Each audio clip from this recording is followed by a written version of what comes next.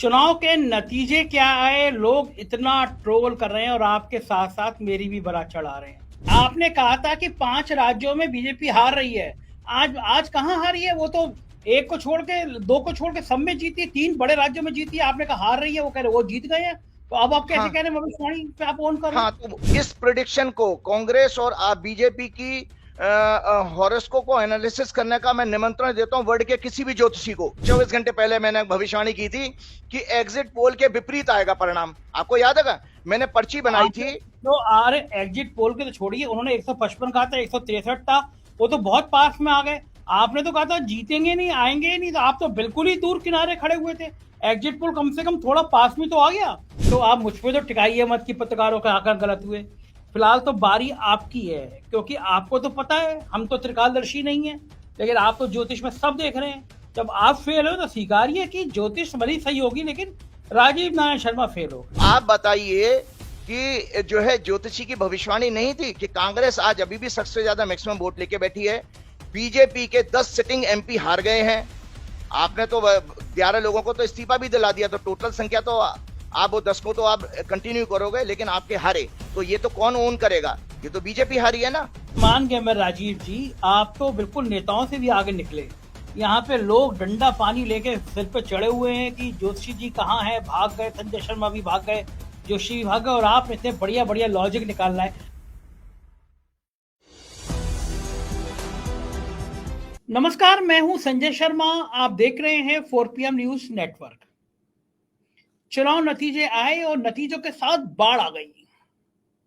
मेरे Twitter account पर, Facebook पर, मेरे यूट्यूब पर मेरे कमेंट होने लगे, वो जोशी कहाँ हैं, राजीव नारायण कहाँ हैं, क्या वो चले गए, भाग गए, छोड़ गए? उसे हर हर दिन मेरे वीडियो के नीचे सवाल आ रहे थे। मैंने कई बार कहा भी कि राजीव जी संडे को आते हैं, राजीव जी संडे को आएंगे। मैंने उनसे बात की, मैंने कहा आपकी भविष्यवाणी गलत हुई, संडे को आएंगे नहीं आएंगे? मुझसे बोले पक्का आऊंगा, बताऊंगा कि कारण क्या है। राजीव जी आ गए हैं संडे को, अभी उनसे बात करेंगे, लेकिन पहले खुशखबरी बता दूं मैं आपको।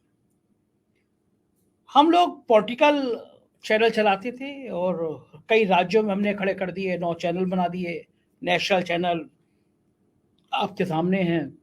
राज्यों में हमने खोल दिए यूपी, बिहार, गुजरात, महाराष्ट्र, कर्नाटक, राजस्थान, मध्य प्रदेश, बिहार। ये सब हमारे राज्यों के चैनल थे जिन पर दिन भर आपको उन राज्यों की चैनल की खबरें मिलती थी और नेशनल चैनल पर नेशनल खबरें मिलती थी। मेरे बहुत सारे मित्र, खासतौर से महाराष्ट्र के मित्र, कई बड़ी फिल्मों के डायरेक्टर, मेरे दोस्त मुझसे बात करते थे। महाराष्ट्र में 4PM बहुत देखा जाता है। उन सब ने मुझसे कहा कि थोड़ा सा पॉलिटिकल अलग हटके भी आइए, क्योंकि 4PM की एक छवि है, 4PM का ब्रांड है। इस देश की धड़कनों में बॉलीवुड रहता है। पिक्चरें इस देश में समाज पर बहुत असर डालती हैं, तो राजनीति के अलावा बॉलीवुड भी शुरू करिए। एक एक ऐसा बगीचा हो जिसमें हर तरह के फूल हो। तो मुझे सुझाव अच्छा लगा, और चूंकि इधर बॉलीवुड के कई बड़े लोग मुझसे संपर्क में भी आए, तो आप सबके प्यार के कारण 4PM बॉलीवुड भी शुरू हो गया है।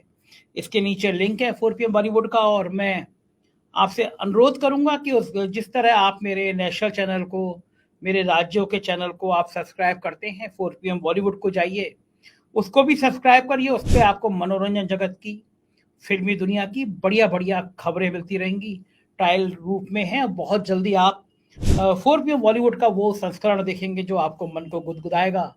फिल्मी इंडस्ट्री की वो सारी खबरें देखेंगे जो आपको देखना चाहिए।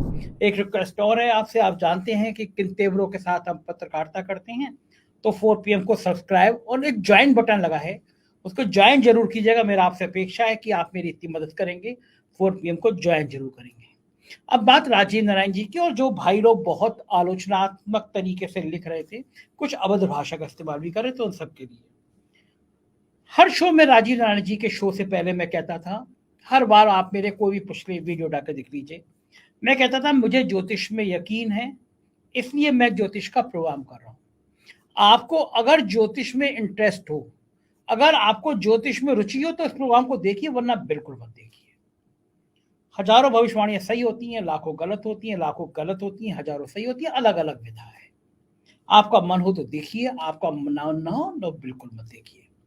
अब राजीव जी की ब्रांडिंग इतनी जबरदस्त है कि दुनिया में 2-3 दर्जन देश ऐसे हैं जहां से कंटिन्यू राजीव जी के बारे में मेरे पास मेल आते हैं, और जब भविष्यवाणी गलत भी हुई है तो भी निरी सारी बातें आई। तो ये भविष्यवाणियां क्यों की गई थी राजीव जी ने, क्यों गलत हुई, इसके विषय में मैं क्या बताता, तो राजीव जी को बताना था। और आप सब लोग पूछ रहे थे राजीव जी कहाँ है कहाँ है, तो मैंने कहा था संडे को आएंगे। तो राजीव जी हाजिर हैं, मैं बिना कुछ समय गंवाए उनके पास चलता हूँ, आपके मन की सारी बातें मैं पूछूंगा उनसे। आपको सुनिए, पूरा वीडियो देखिएगा, क्योंकि राजीव जी ने इस वीडियो में बहुत सारी बातें कही हैं, तो सुनना चाहिए उन बातों को। चलते हैं राजीव जी के पास। स्वागत है राजीव जी आपका। चुनाव के नतीजे क्या आए, लोग इतना ट्रोल कर रहे हैं और आपके साथ साथ मेरी भी बड़ा चढ़ा रहे हैं, पूछ रहे हैं कहाँ गए जोशी जी, कहाँ गए जोशी जी। मुझे 3-4 बार कहना पड़ा कि भाई जोशी जी संडे की सुबह आते हैं, संडे तक इंतजार कर लो, हम पूछेंगे जरूर, जोशी जी कहीं नहीं गए। लेकिन मुझे उम्मीद नहीं थी कि इतने सारे लोग, इतने मैसेज, इतनी ट्रोल आदमी सब जुट गए कि जोशी जी कहाँ चले गए, उनकी बात गलत हो गई। और बात तो सही है राजीव जी, दुख तो होता ही है, लोगों को बड़ी उम्मीद थी आपसे। लेकिन महाशय जी, आप तो कह रहे थे सब 5 राज्यों में सुपड़ा साफ हो जाएगा, आपकी भविष्यवाणी तो बिल्कुल झाड़ू लग गई आपके। अब आपको दुख लग रहा होगा, डर लग रहा होगा, दर्द लग रहा होगा, आपको कैसा लग रहा है कि सब कुछ गलत हो गया, एक ज्योतिषी का सब कुछ गलत हो जाए, इससे बुरा उसके साथ और क्या हो सकता है। देखो मैं आपको बताता हूं संजय जी, मुझे किंचित मात्र भी कोई अफसोस नहीं हो रहा है अपनी प्रेडिक्शन पर। और हनुमान जी की कृपा से आज की डेट में भी मैं अपनी प्रेडिक्शन को 100% एक्यूरेट मानता हूं और उसको स्टैंड करता हूं, ओन करता हूं। आप उसके बाद मैं आपको उदाहरण देता जाता हूं कि वो क्यों ओन एक करता सेकंड, हूं। एक सेकंड, आपने कहा था कि 5 राज्यों में बीजेपी हार रही है। आज आज कहां हारी है, वो तो एक को छोड़ के, 2 को छोड़ के सब में जीती, 3 बड़े राज्यों में जीती, आपने कहा हार रही है, वो कह रहे वो जीत गए हैं। तो अब आप कैसे हाँ कह रहे हैं भविष्यवाणी पे आप ऑन कर रहे हाँ, हैं। तो वही वही वही मैं बात बता रहा हूँ कि सबसे पहले हमें इसमें मैं शुरुआत करता हूँ कि हमको ये इस पे जाना पड़ेगा कि भाई ज्योतिष है क्या।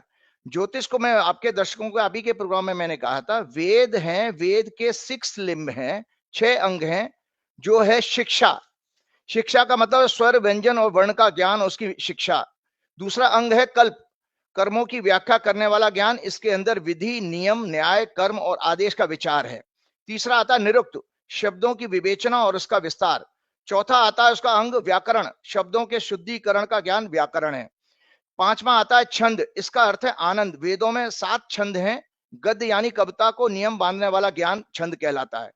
छठवां आता है ज्योतिष, जिसको नेत्र माना गया, दिव्य दृष्टि, काल गणना, यज्ञ का विधान, विशिष्ट काल में करने का ज्ञान, नक्षत्र, तिथि, पक्ष, मास, ऋतु और संवत्सर का ज्ञान, ये ज्योतिष में आता है। और को टोटल 237 मंत्र हैं वेदों में। तो जो लोग ज्योतिष पे आज उंगली उठा रहे हैं, भविष्यवाणी गलत होना सच होना एक अलग विषय है, लेकिन ज्योतिष के अस्तित्व के ऊपर जो भविष्यवाणी उठा रहे हैं, उनको मैं चैलेंज करता हूं कि किसी भी प्लेटफॉर्म पर इस प्रिडिक्शन को कांग्रेस और बीजेपी की हॉरोस्कोप को एनालिसिस करने का मैं निमंत्रण देता हूं वर्ल्ड के किसी भी ज्योतिषी को, कि वो मेरी गणना को गलत साबित करके दिखा दे। क्योंकि मैं आम आदमी से तो आर्गू नहीं कर सकता, क्योंकि जिसने ज्योतिष पढ़ी है वही मेरे से डिबेट करेगा। तो मैं अपने जो शास्त्र को पूरी तरह डिफेंड कर रहा हूं, क्योंकि वो तो वैदिक ज्ञान है और वेद कभी असत्य हो नहीं सकते। सबसे बड़ा उदाहरण एक और देता हूं कि दर्शक ये देखें, गीता प्रेस ने पूरा ज्योतिष तत्वांक निकाला था। ज्योतिष के ऊपर पूरा एक जो है पूरा का पूरा इतना मोटा जो है अंक निकाला ज्योतिष ने। तो जो लोग ज्योतिषियों का मजाक उड़ा रहे हैं, आज ये सोचिए संजय जी, भविष्यवाणी तो सभी कर रहे थे, पत्रकार भी कर रहे थे, पॉलिटिकल पंडित भी कर रहे थे, और वो सेफोलॉजी एग्जिट ओपिनियन पोल भी कर रहे थे, सबने। आप जब अगर फ्यूचर की कोई बात कहते हो, 6 महीने साल भर पहले से कर रहे थे कि भाई मध्य प्रदेश में सरकार का। एक सेकंड, एक कहावत कही जाती है कि हम तो डूबेंगे सनम, तुम्हें भी डूबेंगे। भविष्यवाणी आपकी गलत हुई और आप आरोप मुझ पे लगा रहे हैं कि पत्रकार भी गलत कर रहे थे। हम तो नहीं आपके नहीं शो में आपकी बात कह रहे थे। नहीं नहीं, पत्रकार गलत नहीं कर रहे थे, मैं आपको इसलिए बात बता रहा हूं, मूल कहां है, दर्शकों को जो समझना पड़ेगा क्या चीज गलती हुई है। तो जब पत्रकार जो कर रहे, जो उनका प्रोफेशन है, मैं आपका प्रोफेशन में उसका मैं रेस्पेक्ट करता हूं। आप लोग फील्ड में जाते हो, मेहनत करते हो, नाना किस किस तरह के मौसम में, परिस्थितियों में आप लोग रहते हो, उसके बाद आपने जो आकलन किया फील्ड में जाकर के स्टडी करके, वो भी बिल्कुल 180 डिग्री अपोजिट आ रहा है। इसके अलावा आपको बता देता हूं, दर्शकों को यह ज्ञान होना चाहिए कि सारे के सारे एग्जिट पोल गलत हुए हैं, इंक्लूडिंग इंडिया टुडे का भी। इंडिया टुडे का जो वो मध्य प्रदेश में 155 दे रहा था, मैं मैथमेटिक्स का विद्यार्थी हूं, आपको मैं बताऊं, जब उसने मार्जिन ले लिया था ±5% का, 140 से 155, तो 155 से ऊपर नहीं जानी चाहिए, क्योंकि मार्जिन तो वो ले चुका है। साइंस में इसको मतलब फ्लॉड माना जाता है। ये बेसिकली गलत रूल हो गया कि आप मार्जिन को प्लस माइनस लेने के बावजूद भी अगर सीटें आपकी ज्यादा आ रही हैं, तो वहां तो 160 165 करीब आई हैं, 163-65 मध्य प्रदेश में। तो इसका अर्थ है कि टोटली पूरी तरह से एग्जिट पोल गलत होगा। मैंने अपनी आपको एक दिन पहले, 24 घंटे पहले मैंने भविष्यवाणी की थी कि एग्जिट पोल के विपरीत आएगा परिणाम। आपको याद है, मैंने पर्ची बनाई थी। जो एग्जिट पोल के तो छोड़िए, उन्होंने 155 कहा था, 163 था, वो तो बहुत पास में आ गए। आपने तो कहा था जीतेंगे नहीं, आएंगे ही नहीं, तो आप तो बिल्कुल ही दूर किनारे खड़े हुए थे। एग्जिट पोल कम से कम थोड़ा पास में तो आ गया। नहीं, पास नहीं, ऐसा बिल्कुल आपकी बात ठीक है। देखिए, पास में आ गया। अगर जब किसी फॉर्मूले पे काम करते हो तो फॉर्मूले की एक्यूरेसी के लिए आपने जब मार्जिन ले लिया था तो उस मार्जिन से डेविएट नहीं होना चाहिए। और फिर वो तो मध्य प्रदेश, वो उसमें राजस्थान में और छत्तीसगढ़ में तो कांग्रेस की सरकार बना रहे थे। तो आपका एग्जिट पोल, जो उनके पास करोड़ों रुपए जिनके पास मिलता है, जिनको पैसा, मतलब जो लोग जिनके पास साधन है, एक ज्योतिषी के पास क्या साधन है? मेरा कोई राजनीतिक पार्टी से लिंक नहीं है, ये तो मैं अपने पैशन है मेरा एस्ट्रोलॉजी।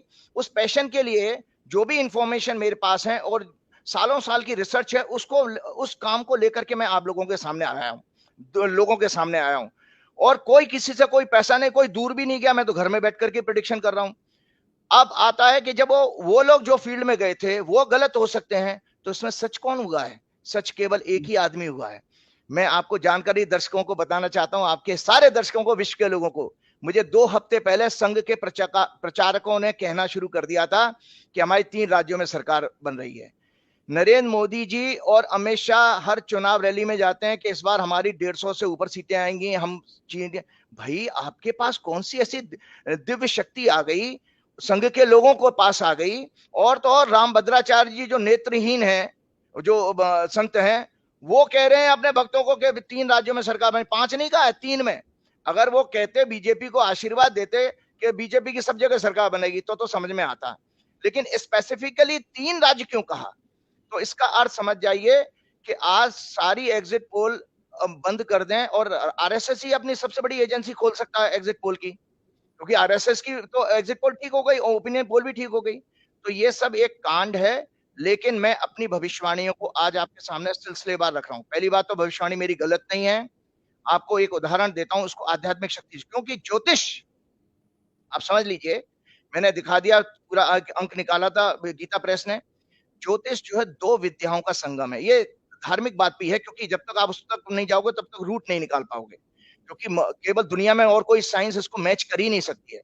ज्योतिष परा और अपरा विद्या का जो है संगम है। परा विद्या कहते हैं ब्रह्म ज्ञान, और अपरा विद्या कहते हैं मॉडर्न नॉलेज। जितनी भी मॉडर्न नॉलेज है अपरा विद्या कहलाती है, जिससे आपकी जीविका चलती है। ठीक, तो मैं आपको बताता हूं कि ज्योतिष के अनुसार जब भी देखिए अधर्म जब होता है, तो भगवान को भी माया के आगे झुकना पड़ा। माया का अर्थ होता है पैसा, ताकत, शक्ति और नाना प्रकार के षड्यंत्र। तो आप मेरी भविष्यवाणी को ये मान के चलिए कि फॉर द टाइम बीइंग लोगों को ये रिजल्ट नहीं दिखाई दे रहे हैं, लेकिन इसके रिजल्ट के परिणाम किसी ना किसी रूप में आप लोगों के सामने आना शुरू हो जाएंगे। अगले दिन से आ भी रहे हैं। और वो, मैं पहले उस पे आता हूं, भगवान राम जी, ये वाल्मीकि रामायण है, ये वाल्मीकि रामायण है। और तुलसीदास जी की रामायण से ज्यादा ऑथेंटिक यही है, क्योंकि वाल्मीकि जी इसी पीरियड के थे। तो वाल्मीकि रामायण में एक प्रसंग आता है, राम जी जब पंचवटी में थे, तो मारीच जो है, जो शूर्पणखा का बदला लेने के लिए रावण ने जब अपने मामा को सोने का हिरण बना के भेजा, तो भगवान राम तो स्वयं विष्णु के अवतार थे, वो नहीं पहचान पाए थे कि आदमी जो है इसमें नकली आदमी है। भगवान होकर के वो गलती कर रहे हैं और उसके पीछे चले गए और अपनी पत्नी को अकेला छोड़ गए, और पत्नी को राक्षस उठा के ले गया। और उसके बाद सारा कांड हुआ कि वो रावण मरा, पूरा युद्ध हुआ, 14 साल का संघर्ष। तो मैं आपको बता देता हूं, ईश्वर भी कभी कभी, ऐसा हमारे पुराने इतिहास में लिखा है कि भगवान भी माया को एक बार के लिए, कुछ क्षणों के लिए सफल हो जाने देते हैं, क्योंकि उनका लक्ष्य उससे ज्यादा बड़ा होता है। अगर वो सीता जी को नहीं उठने देते, वहां से किडनैप नहीं होने देते, तो रावण नहीं मरता। तो इसी तरह 3 राज्यों की जो सफलता है, इसी उदाहरण से मैं जोड़ रहा हूं। इसमें 2024 में ये वापस नहीं आने वाले हैं। आज फिर मैं उस फिर शुरू हो गए आप। अभी अभी अभी अभी हार की इतनी गलत भविष्यवाणी की है और आप फिर 2024 में शुरू हो गए, 2024 में नहीं आएंगे आप। हाँ अपनी अपनी बात लाके पहले तो आपने पत्रकारों पर टिकाई कि हम घूम रहे थे, आप मुझ पे कमेंट कर रहे हैं, मैं घूम रहा था, मैं तो मान रहा हूँ कि मैं घूम रहा था। और मैंने कहा मुझे मध्य प्रदेश में दिखी कांग्रेस की बात बढ़त, तो मैंने कहा मैं आज भी स्वीकार करता हूँ। मैंने तो पे शो भी किया कि मैं मध्य प्रदेश में घूम रहा था। कम से कम अगर मैंने 1000 लोगों से बात की होगी तो उसमें 800 ने कांग्रेस की बात करी। मैं तो आज भी कहता हूँ। और मैं तो दूसरी बात कह रहा था कि भाई मैं अकेला छोड़ दीजिए, दिल्ली के जो पत्रकार जा रहे थे उनको भी मध्य प्रदेश में कांग्रेस नजर आ रही थी। जो एबीपी पे सी वोटर के इतना प्रोमिनेंट, इतना इंपॉर्टेंट फिगर है, उसने भी कहा मध्य प्रदेश में कांग्रेस की सरकार बन रही। तो मैं ये बात तो मैं स्वीकार कर लेता हूँ कि चलो मंगल ग्रह से, चांद से कुछ एलियंस आए थे, उस ग्रह में रहने वाले लोग, उन्होंने प्रदीप गुप्ता के कान में कहा कि 155 से ज्यादा सीटें आएंगी। फिर चैनल चुनाव ने किस चैनल पे बताया जाइए, तो एक ही चैनल था जो तिहाड़ जेल में रिश्वत मांगने में गए हों पत्रकार, उनको अपने सम्मान देता हो, तो वो आज तक था। तो उन्होंने आज तक पे कह दिया 155 से ज्यादा आएंगी, 163 पे आएंगी। अब मैं भी चकराया, भाई ये कैसे हो सकता है। फिर मैं बहुत कैलकुलेशन करता रहा, लेकिन अगले दिन दिग्विजय सिंह ने एक ट्विटर पे एक ट्वीट कर दिया और कह दिया मध्य प्रदेश में एक नेता ने अपनी फेसबुक पे लिखा, वोटिंग होने के तत्काल बाद लिखा कि कांग्रेस के प्रत्याशी को 77,000 कुछ वोट मिलेंगे और भाजपा के प्रत्याशी को 93,300 वोट मिलेंगे। और दिग्विजय सिंह ने लिखा है कि इलेक्शन के वोट पड़ने के अगले दिन लिख दिया गया था, रिजल्ट नहीं खुला था। और जब पेटी खुली, रिजल्ट खुला, ईवीएम खुला, तो ईवीएम में उतने ही वोट निकले। तो मैंने तो एक शो भी किया था, जय हो ईवीएम मैया की। तो राजीव जी, तो आप मुझ पर तो टिकाइए मत कि पत्रकारों का आंकड़ा गलत हुए। फिलहाल तो बारी आपकी है, क्योंकि आपको तो पता है, हम तो त्रिकालदर्शी नहीं है, लेकिन आप तो ज्योतिष में सब देख रहे हैं। जब आप फेल हो तो स्वीकारिए कि ज्योतिष भली सही होगी, लेकिन राजीव नारायण शर्मा फेल हो गए, लोग ये कह नहीं, रहे हैं। वो देखिए, वो मैंने कहा ना, आने वाले वक्त राजीव नारायण शर्मा जी फेल हो गए, ठीक है। अभी तो कुछ लोगों को ये सामने दिख रहा है, लेकिन राजीव नारायण शर्मा जी की एक भविष्यवाणी आप ये क्यों भूल जाते हैं। आप ही के प्रोग्राम में 30 अक्टूबर से पहले मैंने ये कहा, सारे प्रोग्राम में दर्शकों को कभी दिखा दीजिएगा उसकी क्लिप जो है पूरी। जब मैंने कहा था कि बीजेपी चुनाव जीतने के लिए, मतलब चुनाव होने से 1.5 महीने पहले, कि बीजेपी चुनाव जीतने के लिए किसी भी हद तक जा सकती है, कोई भी हथकंडे अपना सकती है रिगिंग के लिए। ये सारे, और 24 घंटे पहले भी, काउंटिंग से पहले भी मैंने कहा था कि रिगिंग के लिए ये ब्यूरोक्रेसी को इन्फ्लुएंस करते हैं, सारी चीजें मैंने कही। तो वो क्यों कही थी, उसका एक आधार था। उस भविष्यवाणी को भी मैं आप शेयर करता हूं कि वो भी तो मेरी भविष्यवाणी है, वो मेरी भविष्यवाणी सही नहीं हुई। आज अब 4-5 दिन हो गए और लगातार जिस तरह की न्यूज़ें आ रही हैं, अब ये काम जो है, इस चीज का तथ्य पता करने का काम तो जनता जनार्दन का, जो स्टेक होल्डर है, जो पार्टी चुनाव लड़ रही थी, उनका काम है। और जो जांचे चीजों का काम है, ज्योतिषी तो भविष्यवाणी कर रहा है ना, आप उस पर आप उसको आप देखिए। अब आपको बता देता हूं, ये इंडिया की कुंडली है। जब मैंने जो ये बात क्यों कही थी, आज शेयर कर रहा हूं। ये भारत की कुंडली है, भारत की। और इसमें मैंने ये इंक्लूड किया, ये है आपका चुनाव, यहां से देखा जाता है। और ये आपकी इस एक्सिस में, इसका अर्थ बता देता हूं आपको, कि मैंने आपके प्रोग्राम में, ये जब आपने मेरे से पूछा कि राजीव जी इसका मतलब, आपने पूछा था कि राजीव जी इसका मतलब ये 5 राज्यों में गड़बड़ी कर लेंगे, फिर आपकी भविष्यवाणी कैसे सही होगी। तो मैंने उस समय एक छोटी सी मिस्टेक करी थी, कि मैंने कहा था नहीं कर पाएंगे। आज उस मिस्टेक को स्वीकारता हूं। वो कैलकुलेशन छोटी सी क्यों गलत हुई है, कि जितने भी ज्योतिष, क्योंकि ये ज्योतिषियों के लिए अब सब्जेक्ट है, मैं आप जान, 30 अक्टूबर को राहु अपनी तुला और मेष की एक्सिस से राहु केतु अलग हो रहे थे 30 अक्टूबर को।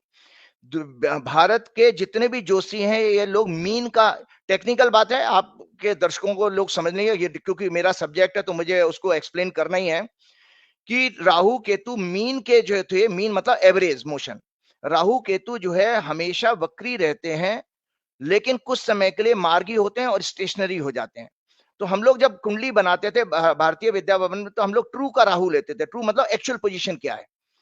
वो ट्रू मीन का राहु 30 अक्टूबर को बदलता है राशि, तो उस हिसाब से मैंने ये कहा था कि जब बृहस्पति फ्री हो जाएंगे, बृहस्पति हमारे कॉन्शियसनेस का सिग्निफिकेटर है, मतलब विजडम का, तो पब्लिक का विजडम होगा, लोगों का, अफसरों का, जो लोग चुनाव में लगे हैं वो लोग गड़बड़ी होने नहीं देंगे, ऐसा मैं मान रहा था। तो इसलिए मैंने कहा था ये नहीं कर पाएंगे। लेकिन आपको बता देता हूं कि वो मेरी मिस्टेक क्या थी। एक्चुअली मैं 28 नवंबर को राहु केतु ट्रू के राशि छोड़े हैं। तो दर्शक इस बात को मेरी समझें, और सारे जोशी जो देश के हैं उसको जरा कैलकुलेशन कर रहे हैं, अपने सॉफ्टवेयर में डाल के देखें कि ट्रू राहु केतु कब बदले हैं। वो 28 नवंबर को बदले हैं। तो आपके जितने चुनाव 28 नवंबर से पहले आए हैं उसका अलग रिजल्ट है, और 28 नवंबर के बाद वाला एक ही चुनाव हुआ तेलंगाना का, हुआ है ना, 30 को हुआ था वो, तो 30 तारीख के चुनाव का परिणाम अलग आ रहा है। तो ये जो एक्सेस है ये फ्रॉड की एक्सेस है, मैंने इसमें लिखा भी है, ये कुंडली आप दर्शकों के साथ शेयर कीजिएगा। मैंने लिखा 12वां घर फ्रॉड का होता है, 6वां घर में, 8वां घर भी फ्रॉड का होता है। इसमें सत्ता का किसी तरह का फ्रॉड का इंडिकेशन आ रहा था। साथ में मैंने लगातार आपके हर प्रोग्राम में, लगभग प्रोग्राम में, भाजपा की कुंडली को भी शेयर किया है कि भाजपा की कुंडली में ये जो है उनका प्रयास करने का हाउस है, इनका ये चंद्रमा 6वें घर में बैठा है, ये ताजीवन कभी भी ईमानदारी से कोई काम करेंगे नहीं, हमेशा छल कपट झूठ, नफरत फैलाना, हिंसा, जो जितने भी सामाजिक बुराइयां हैं उससे संबंधित इनकी कार्यशैली रहेगी। तो देखिए, करने वाला जो चुनाव में सत्ता में बैठा है उसके अंदर सारी के सारे वो गुण मौजूद हैं जो अधर्म का रास्ता दिखाते हैं। भारत की कुंडली, क्योंकि चुनाव प्रोसेस 4 राज्यों में हो रहा था, तो मुझे, हम लोगों को भारत की कुंडली इसलिए लेके चलनी पड़ती है क्योंकि भारत सरकार इसमें इन्वॉल्व हो रही है, इलेक्शन कमीशन कॉन्स्टिट्यूशन पोजीशन है। उस कुंडली में भी 28 नवंबर तक राहु केतु की एक्सेस आ रही है, जिसके कारण एक फ्रॉड इंडिकेट हो रहा था। और आने वाले समय में मैं लोगों को ये कहता हूं कि जितने भी जो लोग हैं इस चुनाव से जुड़े हुए लोग, चाहे वो सारे डीएम हो मध्य प्रदेश के, छत्तीसगढ़ के, राजस्थान के, और चाहे वो इलेक्शन कमिश्नर तीनों हो, चाहे वो पीएमओ के बड़े अधिकारी हों, जैसे सीता जी ने अग्नि परीक्षा दी थी इंडिया रामलीला मैदान में दिल्ली के 1 लाख लोगों की भीड़ के सामने, कि मैं चैलेंज कर रहा हूं, अगर मेरी आप भविष्यवाणी पर प्रश्न उंगली उठा रहे हैं तो मैं भी एक आप लोगों से आग्रह कर रहा हूं कि 1 लाख की भीड़ के सामने रामलीला मैदान में ये लोग लाई डिटेक्टर टेस्ट पर, इनका लाई डिटेक्टर टेस्ट होना चाहिए। कितने, मध्य प्रदेश, राजस्थान, छत्तीसगढ़ के सारे डीएम का, तीनों इलेक्शन कमिश्नर का, पीएमओ के सारे अधिकारियों का, उसके बाद आपको सत्य पता लगेगा। लेकिन लाई डिटेक्टर मशीन भी जो है इंडिया की नहीं होनी चाहिए, विदेश से मंगवानी चाहिए, और विदेशी अफसरों के बीच में होना चाहिए। इंडिया के अफसरों पर भरोसा मत कीजिए, सब मिल गए हैं इसमें। तो ये चीजें ऐसा है, जब आप किसी की प्रिडिक्शन पर भविष्यवाणी कर रहे हैं, लेकिन सिस्टम को तो देखिए कि सिस्टम पूरा का पूरा इन्वॉल्व है। आने वाले टाइम में भी आप देखेंगे 2019 में भी मेरी भविष्यवाणी गलत हुई थी, कुछ एक पत्रकार नाराज होंगे क्योंकि उनकी दुकान शायद नहीं चल रही थी उस दौरान। तो वो मैं आपको बता रहा हूं 2019 में भी मेरे पास ये सूचना आ चुकी थी कि एक बड़ी पार्टी के मतलब बहुत बड़े नेता के पीए ने मुझे कहा था कि उनके पास रॉ के ऑफिसर्स की जानकारी है कि ये चुनाव 2019 का लोकसभा मैनिपुलेट करेंगे। लेकिन उस दौरान मैं अपनी बात को कहने से थोड़ा सा दब इसलिए गया था, मेरे पास कोई माध्यम नहीं था, मैं कोई कॉमर्शियल जोशी नहीं हूं, मेरे पास नहीं ना, मैं उस समय यूट्यूब भी नहीं होता था 2019 में। लेकिन आज मैं रिग्रेट करता हूं कि काश मैंने उस समय ये कह दिया होता कि चुनाव रिगिंग होगा। लेकिन इस बार आपने मुझे मौका दिया और मेरा भाग्य अच्छा था कि मैं बात दर्शकों के सामने अपनी पहले ही कह गया, चुनाव होने से 1.5 महीने पहले ही कह गया कि भाई चुनाव में सारे हथकंडे अपनाए जाएंगे चुनाव जीतने के लिए। तो ज्योतिषी की भविष्यवाणी को इस रूप में देखिए कि ये अभी फॉर द टाइम बीइंग एक ग्रहण तो लगा है इसको, लेकिन सत्य सामने आएगा। किस तरह से सत्य सामने आएगा, ना तो ये सत्ता चला पाएंगे या सत्ता चलाने में इनको बाकी दिक्कतें आएंगी, जिसका संकेत भी आप देख रहे हो कि आज एक राज्य में, 2 राज्यों में चीफ मिनिस्टर बन जाते हैं, लेकिन 5 दिन होने के बाद में भी अभी सत्ता में इनका चीफ मिनिस्टर नहीं बन पा रहा है। और मेरी भविष्यवाणी को जो आपके दर्शक एक और चीज को याद रखें, मैंने क्या कहा था, चुनाव के बाद सिर्फ फुटबॉल होगा इनके अंदर, इनके यहाँ इनके मतलब इनफाइटिंग होगी, खूब होगी, और वही उसी का नतीजा है कि ये अभी तक चीफ मिनिस्टर को नहीं डिसाइड कर पा रहे हैं। अब मैं कुछ थोड़े से तथ्य भी शेयर करना चाहता हूं प्रेडिक्शन के साथ साथ, हालांकि पॉलिटिकल नेचर में, लेकिन चूंकि मेरा पॉलिटिकल विजडम बहुत अच्छा है। और आपको बता देता हूं भाई, ज्योतिषी कौन था, राजा का राजगुरु था ज्योतिष। ये जो पॉलिटिक्स है ना और इकोनॉमी है, ये आपको बता देता हूं मॉडर्न नॉलेज का सब्जेक्ट नहीं है, ये ज्योतिष का ही सब्जेक्ट है एंशिएंट टाइम के हिसाब से। जब राजा किसी शत्रु को अटैक करने की प्लानिंग करता था तो राजगुरु ज्योतिषी उसके साथ बैठ के बताते थे कि राजन आपकी ये स्ट्रॉन्ग पॉइंट है और सामने वाले शत्रु का ये वीक पॉइंट है। उसके बाद उसके ग्रह नक्षत्रों के आधार पर प्लानिंग की जाती थी। उसमें इंप्लीमेंटेशन कौन करता था? राजा करता था, लेकिन ज्योतिषी पूरी उसकी स्ट्रेटेजी प्लानिंग करते थे कि इस समय राजन आपको अटैक करना चाहिए, ये उसके नेगेटिव पॉइंट है। तो राजा और राजा का सेनापति फिर उसके बाद करते तो आगे परिणाम आते थे। आज मेरे पास क्या है, मैं तो अपनी बात कह रहा हूं, लेकिन स्टेक होल्डर तो मेरी कोई बात नहीं सुन रहे हैं ना। तो मैं आपको फिर भी आपको बता देता हूं मेरी भविष्यवाणी के कुछ प्रमाण, क्योंकि मुझे शेयर करना है। लोग कहते हैं कि भाई ज्योतिषी को राजनीति, अरे ज्योतिष का ही सब्जेक्ट है पॉलिटिक्स। पॉलिटिक्स अगर किसी को डिस्कस करनी चाहिए तो केवल एस्ट्रोलॉजर को करनी चाहिए, क्योंकि वो राजगुरु रहा है हमेशा से। तो मैं बता देता हूं कि कांग्रेस पर इन 4 राज्यों के वोटर्स ने बीजेपी से ज्यादा भरोसा जताया 11 लाख वोट ज्यादा दे करके। अगर कांग्रेस की कुंडली, आप मेरी भविष्यवाणी को कह रहे हो, अगर अच्छी नहीं होती, सारे हथकंडे के होने के बावजूद भी उनको 4 करोड़ 92 लाख वोट मिलते हैं, इनको लगभग, और इनको 4 करोड़ 81 लाख मिलते हैं। जब देश की बात करते हैं तो आप ये देखिए कि 11 लाख लोगों का भरोसा, वोट क्या है आपका? भरोसा, जनता का भरोसा। जनता का भरोसा आज की एज ऑन डेट। आप जो सीटों की बात कर रहे हो संजय जी, सीटें क्या हैं? सीटें कैसे बढ़ जाती हैं? 5 वोटों से, 50 वोटों से, 100 वोटों के मार्जिन से, इससे आपकी संख्या बढ़ रही है। लेकिन मूल रूप से जब किसी पॉलिटिकल पार्टी का बेस देखा जाता तो ये देखा जाता जनता किस पे ज्यादा ट्रस्ट कर रही है, भरोसा किस पे ज्यादा। तो आज भी कांग्रेस के ऊपर भरोसा ज्यादा है, क्योंकि कांग्रेस की कुंडली, आज भी स्टैंड करता हूं, कांग्रेस की कुंडली बहुत अच्छी है बीजेपी के कंपैरिजन में। दूसरा बात मैंने बताया कि पोस्टल बैलेट पेपर के जरिए जो उनकी 197 सीट में जो दिग्विजय सिंह का ट्वीट था, वो भी एक इंडिकेशन देता है कि जब बैलेट पेपर से चुनाव होते हैं तो कुछ रिजल्ट अलग आते हैं, मशीन के जरिए अलग आते हैं। उस पर भी आऊंगा मशीन। एक और चीज मैं शेयर करता हूं कि इसमें नरेंद्र मोदी हार गए हैं। जो आप ये नैरेटिव चला रहे हैं बीजेपी वाले, एक अकेला सब पे भारी, मैं ये बताता हूं कि वो भारी नहीं है, बल्कि वो डिफेंसिव हो गया है। वो उसका डर है जो उसको तेजी से बोलने के लिए मजबूर कर रहा है। आप बताइए, बीजेपी ने मास्टर स्ट्रोक खेला था, कितने एमपी उतारे थे चुनाव में? 21। कितने जीत के आए हैं? 11। 10 एमपी नरेंद्र मोदी के हार गए हैं। इसमें नरेंद्र मोदी की व्यक्तिगत हार है। आज 302 से आप 292 पर आ गए हो, 272 का आंकड़ा है। इसका मतलब है आपका केवल विक्ट्री मार्जिन बहुमत से लोकसभा में 10-20 सीटें आगे है, केवल इतना कम हो गया। आप तो 350 400 की बातें कर रहे हो, और वो भी 10 एमपी किन लोगों से हारे हैं? छोटे भैया नेताओं से। विधानसभा का चुनाव कौन लड़ता है? छोटा नेता। आप विधानसभा का चुनाव आपके एमपी हार गए, तो आप लोकसभा का चुनाव क्या है? ये भी एक विक्ट्री है। किससे हारे? कांग्रेस के एमएलए के प्रत्याशियों से। तो ये नरेंद्र मोदी की व्यक्तिगत हार है, इसलिए बीजेपी को चिंता करनी चाहिए इसमें, बीजेपी को। तीसरी बात आपको बताता हूं कि इसमें और 3 एमपी कौन हारे? 3 एमपी हारे आपके साउथ से। आप दक्षिण से पूरी तरह बाहर कर दिए गए भाई साहब। आपने जीते जी जो मुगल नहीं कर पाए वो आपने काम किया, उत्तर और दक्षिण डिवाइड हो गया। आपका राम मंदिर का मुद्दा भी बैकफायर हो गया, क्योंकि दक्षिण ने उस चीज को माना नहीं। आपका J&K में भी राम मंदिर का कोई मुद्दा महत्वपूर्ण नहीं है। आपके पूरे एंटायर ईस्टर्न जोन में, साउथ ईस्ट जोन में कहीं राम मुद्दा कोई इंपॉर्टेंस नहीं रखता। ये मुझे तथ्य इसलिए देने पड़ेंगे क्योंकि ये बार बार मैं कहूंगा, पॉलिटिक्स, इकोनॉमी, वेदर, ये सब एस्ट्रोलॉजी के सब्जेक्ट हैं। तो आप बताइए कि जो है ज्योतिषी की भविष्यवाणी नहीं थी कि कांग्रेस आज अभी भी सबसे ज्यादा मैक्सिमम वोट लेके बैठी है। बीजेपी के 10 सिटिंग एमपी हार गए हैं। आपने तो 11 लोगों को तो इस्तीफा भी दिला दिया, तो टोटल संख्या तो आप वो 10 को तो आप कंटिन्यू करोगे, लेकिन आपके हारे तो ये तो कौन ओन करेगा? ये तो बीजेपी हारी है ना। तो अब आप बताइए, आपके और क्या क्वेश्चन है, मैं उसको और लेके जाता हूँ। लेकिन मान गया मैं राजीव जी, आप तो बिल्कुल नेताओं से भी आगे निकले।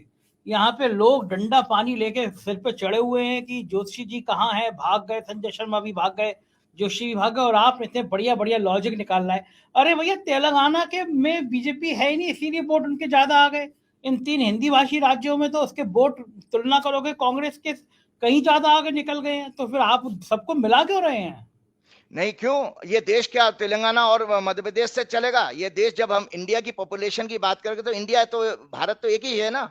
उसको आप ये छोड़ दिए दक्षिण पश्चिम, भाई जिन लोगों के अंदर विजडम ज्यादा अच्छा होगा उनकी परफॉर्मेंस चलेगी। फिर तेलंगाना की क्यों बात करें? क्या बीजेपी ने वो पूरी मशीनरी इस्तेमाल नहीं करी जो 3 राज्यों में इस्तेमाल करी? प्रधानमंत्री से लेकर सारे केंद्रीय मंत्री, सारे मुख्यमंत्री वहां पर थे। और तो और भगवान विष्णु का सबसे बड़ा मंदिर संसार का कहां पर है? आंध्र प्रदेश में, तेलंगाना में है, आंध्र प्रदेश में जो भी है, तिरुपति बालाजी का मंदिर। और मोदी जी ने कितने सारे कैमरे लगा करके तिरुपति बालाजी के दर्शन किए थे, तो विष्णु जी ने तो उनको निराश किया। भाई वो बालाजी का चुनाव को प्रभावित करने के लिए कोई मौका नहीं छोड़ते हैं। विष्णु जी के मंदिर में गए थे, आप लोगों ने भी दिखाया था कि रवीश कुमार के प्रोग्राम में भी मैंने देखा 5-5 6-6 कैमरे लगे थे हर एंगल से। तो विष्णु जी का अवतार उनको मिला आशीर्वाद मिला? नहीं मिला। तो आपको ये चिंता तो ये होनी चाहिए कि कर्नाटक के साथ बैक टू बैक लगा हुआ आप राज तेलंगाना भी हार गए। वो इसलिए हार गए क्योंकि हनुमान जी का जो जन्म स्थान है वो तेलंगाना और कर्नाटक के बॉर्डर पर ही है। हनुमान जी अभी भी नाराज हैं इन लोगों से। लो, ये बढ़िया बात है। अच्छा, सब बुरा क्या बात है? अगर एक प्राइम मिनिस्टर है तो अपने मंत्रियों को भी लगाएगा, अपने विधायकों को भी लगाएगा, ताकत भी लगाएगा। इसमें ऐसी कौन सी नई चीज हो गई? इंदिरा गांधी भी लगाया करती थी, राजीव गांधी भी लगाया करती थी, हर आदमी लगाता है। मनमोहन सिंह ने लगाया, उनके मिनिस्टर लगेंगे, उनके सांसद लगेंगे। चुनाव ही तो असली चीज होती है। तो इसमें कौन सी बुरा मानने वाली बात है कि साहब मोदी जी ने लगा दिया? ये तो बिल्कुल ये कहाँ कैलकुलेशन में गड़बड़ हो जाती तो भाई ऐसा है कि जब आप ये कहते हो कि मोदी जी इतने महान हैं, मतलब लार्जर देन लाइफ हो गए हैं, तो भाई तेलंगाना में भी स्वीप हो जाना चाहिए था। फिर तो मोदी जी की जब वाहवाही है, भगवान है, जैसे भाजपा के लोग भगवान कहते हैं, तो भगवान विष्णु के अवतार है, तो उनको चमत्कार वहां पे कहां चला गया उनका? और तो और आपको बताऊं, इनके 13 मंत्री हारे हैं मध्य प्रदेश में, सिटिंग एमपी, होम मिनिस्टर तक तो हार गया। दरअसल खेल सारा का सारा एक ऐसे इलेक्शन प्रोसेस का है जिसमें मैं आता हूं, वो है ईवीएम। मैं दर्शकों के साथ एक कुछ इंफॉर्मेशन शेयर करना चाहता हूं, मुझे कोई उसमें कोताही नहीं है और मैं कोई घबराहट भी नहीं है। जो आज इलेक्शन कमिश्नर हैं वो मेरे से जुड़े हुए हैं और कई सालों से जुड़े हुए हैं। 2000 जो अभी जो पीछे गुजरात चुनाव हुआ था, जिस दिन आखिरी दिन जो आखिरी समय में वोटिंग बढ़ जाती है, उस पर किसी का पोस्ट मेरे पास आया, मुझे शेयर करते हुए अच्छा लग रहा है क्योंकि मेरी उनसे बातचीत हुई है व्हाट्सएप पर। तो जब वो वोट शेयर बढ़ गया था 5-6%, आप देख रहे हैं कि एक और खेल हो रहा है कि वो कह देते 6 बजे के बाद दुकान बंद, और वो 6 बजे के बाद वो वोटिंग परसेंटेज 5-6% बढ़ जाती है। कौन देख रहा है उसको? कौन? ये पॉलिटिकल पार्टियों को देखना पड़ेगा कि कहां पर खेला हो रहा है। तो उन चुनाव आयुक्त साहब से मैंने ये कहा कि ये तो गलत है कि ये वोटिंग पर कैसे बढ़ गई, तो वो अपना जस्टिफिकेशन देने लगे। फिर मैंने उनको एक बात कही कि मैंने देखिए महोदय, जो ईवीएम के थ्रू चुनाव है वो ईश्वर की निगाह में अनएथिकल है, इमोरल है। इमोरल क्यों है? अधर्म है। इसलिए संजय जी, आप ध्यान से, मेरे दर्शक सारे आपके इस बातों को सुने कि एक ऐसा डेमोक्रेसी का प्रोसेस सरकार चुनने का जिसमें स्टेक होल्डर को कोई जानकारी नहीं है। स्टेक होल्डर कौन कौन है इसमें? चुनाव आयुक्त, जो पॉलिटिकल पार्टियां लड़ रही हैं वो, जो ब्यूरोक्रेसी उसके लिए उनको कंडक्ट करने में हेल्प करती है, चाहे वो स्टेट की हो या केंद्र की हो, और इवन सुप्रीम कोर्ट के जजेस भी। जब मसला जाएगा ईवीएम का मैनिपुलेशन का, तो कोर्ट में जाएगा। कोर्ट क्या कहता है कि आप प्रूव करो। अब बताइए, एक वकील से, एक पत्रकार से आप कह रहे हो कि आप प्रूव करो। एक टेक्निकल चीज जो है वो आप उसको प्रूव करने कर रहे हो आप नॉन टेक्निकल आदमी से। तो ये प्रोसेस एकदम से फ्रॉड है और इसमें पूरा पूरा मैनिपुलेशन होने का पूरा 100% नहीं, 1000% स्कोप है। कारण, उसका कारण बता देता हूं कि आप देखिए कि जिस समय इस समय देश की हालत क्या है, यहां पर पूरी ब्यूरोक्रेसी, इवन जजेस तक को नहीं छोड़ा उन्होंने, सब कुछ एक सत्ता के आगे नतमस्तक है। तो 2 कंपनियां जो आपकी ईवीएम बना रही हैं वो पब्लिक सेक्टर कंपनियां हैं, सरकार की कंपनियां हैं। उन सरकार के कंपनियों के डायरेक्टर और मैनेजिंग डायरेक्टर की क्या बिसात, क्या औकात है जो सरकार के साथ में जो विरोध कर सके या ना कर सके? तो इस पर प्रश्न चिन्ह लगते हैं। आप देखिए, आपसे 100 साल आगे है अमेरिका जैसा देश, वहां पर भी बैलेट पेपर से चुनाव होते हैं, क्योंकि वो लोग भी जान चुके थे कि ये एक ऐसा प्रोसेस है जो कभी भी कोई भी मैनिपुलेट कर सकता है, कोई भी हो। मतलब मैं तो ये कह रहा हूं, बीजेपी नहीं, कांग्रेस भी हो, वो भी कर सकती है। तो एक ऐसा प्रोसेस को आप लेकर के चल रहे हो। तो मैंने जब उनसे कहा, क्योंकि वो मेरे को तर्क देने लगे चुनाव आयोग साहब, अरे साहब बहुत अच्छा है, टाइम कम लगता है। मैंने टाइम कम लगता है, फिर बोले कि वो बैलेट पेपर से, मतलब चुनाव आयोग जो अभी भी है, अभी भी इलेक्शन कमिश्नर, वो मुझे कह रहे साहब बैलेट पेपर से कराएंगे इतने दिन लगेंगे। मैंने कहा 140 करोड़ लोगों का देश है ये, तो आप मैन पावर ज्यादा लगाओ ना, ये क्या करेंगे 140 करोड़ लोग, आप लगाइए, तो आपका काम है। तो एक बात और टेक्नोलॉजी का मिसयूज का दो एग्जांपल और इसलिए बताता हूं क्यों टेक्नोलॉजी डेंजरस है। एक असिस्ट तो करती है, आपको हेल्प तो करती है टेक्नोलॉजी, लेकिन इसके इसके दुष्परिणाम कितने हैं। अभी आपने देखा कि वर्चुअल हियरिंग का कोर्ट में शुरू किया गया, लाइव टेलीकास्ट का, ठीक है जी। तो लाइव टेलीकास्ट का अभी 2 दिन 3 दिन पुरानी घटना है, कर्नाटक का है या कौन से साउथ के किसी स्टेट का है, वो उसमें पॉर्न जो है किसी ने लगा दी, पॉर्न मूवी लगा दी उसमें। तो हो गया टेक्नोलॉजी का मिसयूज, करते रहो तुम। इसके अलावा मोदी जी को भी आजकल डीप फेक की चिंता हो रही है कि वो जो कट एंड पेस्ट लगा के किसी की फोटो बिगाड़ देते हैं, तो ये भी एक टेक्नोलॉजी का मिसयूज है। तो इसी तरह से मैं पूरे देश के लोगों को चेतावनी दे रहा हूं कि जब आप टेक्नोलॉजी के ऊपर अपने भविष्य का दांव खेलोगे तो वहां पर धोखा होने का पूरा पूरा संभावना है, और कौन करेगा जो सत्ता में बैठा है। तो इसलिए मैं मान आपको गया, बता रहा हूं। मान गया मैं आपको। आज आपने अपनी बात बहुत सफाई के तरीके से और साबित एक और देखिए। चीज मैं और उदाहरण देता हूं आपको, एक और चीज आती है भविष्यवाणी की बात। देखिए, ज्योतिषी जो भविष्यवाणी है वो संकेत है। आप याद रखिए, भगवान कृष्ण ने गीता में क्या कहा है कि इन मनुष्य के हाथ में कर्म करने का अधिकार है, फल का अधिकार नहीं है। ज्योतिषी तो भविष्यवाणी दे रहा है, लेकिन आप कर्म नहीं करोगे क्या। मैंने बहुत कोशिश की, मेरा कोई लिंक नहीं है भाजपा में, ज्यादा लिंक है, कांग्रेस से लिंक नहीं है बिल्कुल भी, लेकिन मेरे पास कोई साधन नहीं है। मैं ये बता सकता था कि किसके क्या वीक पॉइंट है, क्या स्ट्रांग पॉइंट है, उस पर आपको एक्ट करना चाहिए। वो इसलिए बता रहा हूं, एक उदाहरण और बहुत कॉमन दे रहा हूं। जब भविष्यवाणी हुई थी आकाश की कि कंस को देवकी का 8वां पुत्र मारेगा, ठीक है जी। तो अगर देवकी कर्म नहीं करती, बच्चा नहीं पैदा करती, और बच्चे उसके साथ मार दिए, 8वें बच्चे को अगर वसुदेव उसके पिताजी सारे रिस्क उठा करके उसको लेके गोकुल तक सेफली नहीं पहुंचाते, यमुना में होते हुए गए, तो उन्होंने कर्म किया, उन्होंने बच्चे को पैदा भी किया, बच्चे को सेफ्टी के दी, तब उस बच्चे ने मारा।